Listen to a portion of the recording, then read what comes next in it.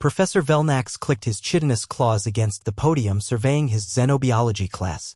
Students from 40 different worlds filled the amphitheater, all eager to learn about the galaxy's most dangerous organisms. In the front row sat the lone human exchange student, Marcus Chin, quietly taking notes. Today, we examine Earth, one of the most lethal death worlds ever discovered, Velnax announced. The class leaned forward with morbid fascination. A planet where evolution chose violence at every opportunity. The holographic display flickered to life, showing a massive reptilian creature. The saltwater crocodile. 2,000 pounds of armored death that has remained unchanged for millions of years because it was already perfect at killing. Several students shuddered. The Flaterian in the third row changed colors rapidly, a sign of extreme distress. Earth's oceans contain the great white shark, Velnax continued, a predator so efficient it has electroreceptors to sense your heartbeat through water.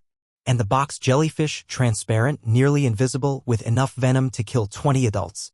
Marcus looked up from his notes. Professor, those aren't really. Please hold questions until the end, Human Chin. Velnax switched to the next image. The African continent hosts the black mamba, which can slither faster than most species can run. Its venom causes paralysis in minutes, death within the hour. The Morvac students began secreting defensive slime. One of the Trivians was already plotting the fastest route to the exit. In Australia alone, Velnax paused for dramatic effect. We find the inland taipan, the funnel-web spider, the blue-ringed octopus, each carrying enough toxins to kill dozens. Even their mammals are venomous. The platypus has poisonous spurs. Professor, Marcus tried again, raising his hand. I think there's some context. Context? Velnax's compound eyes focused on him. What context could possibly minimize these biological weapons? Marcus stood up. Well, for starters, more humans die from vending machines than shark attacks each year. The classroom fell silent. That's impossible, stammered a Zealothy student. Your own vending machines attack you? No, people rock them trying to get stuck snacks and occasionally squish. Marcus made a flattening gesture. Also, more people die taking selfies than from all those animals combined. Velnax's antennae twitched. Surely you jest. Nope. Cliffs, trains, wild animals, people will risk anything for the perfect photo. Oh, and speaking of Australia, the most dangerous animal, there isn't any of those you mentioned. It's horses. Well, technically it's also humans, but after humans, it's horses. Then cows. Cows? The professor's voice cracked. Big, heavy, not great at spatial awareness. They step on people. A lot. Marcus pulled up his phone. Want to know what actually kills? Humans? Heart disease from eating too much sugar. Cars, because we strap ourselves into metal death boxes and hurtle down roads at lethal speeds while texting. Stairs. We fall down stairs constantly. Champagne corks.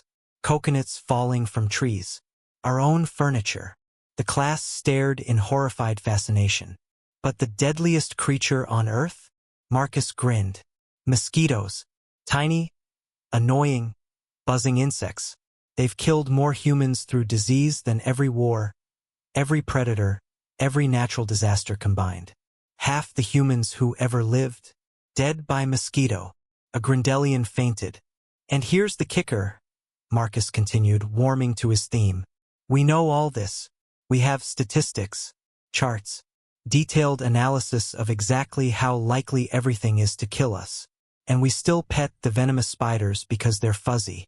We swim with sharks for fun. We keep pythons as pets. We eat fugu, poisonous pufferfish, because it tastes interesting. Why? Velnax's voice was barely a whisper. Why would you consciously ignore such dangers? Because, Marcus shrugged. If we worried about everything that could kill us, we'd never leave our homes. And then we'd die anyway because stairs, remember?